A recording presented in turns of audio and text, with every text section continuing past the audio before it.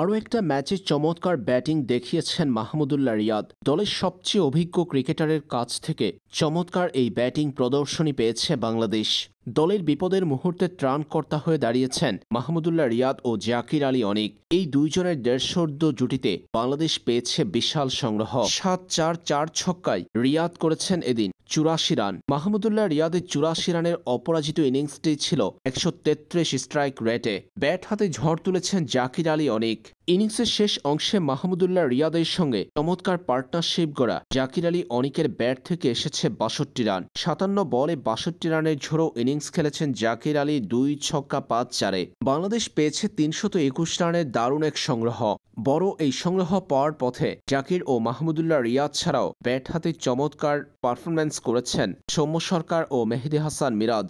Century কেউ করতে না পারলেও প্রত্যেকেই খেলেছেন ইম্প্যাক্টফুল ইনিংস। ৭৩ বলে ৭৭ রানের ইনিংস খেলেছেন মেহেদী হাসান মিরাজ। অন্যদিকে সৌম্য সরকারের ব্যাট থেকে এসেছে ৭৩ রান।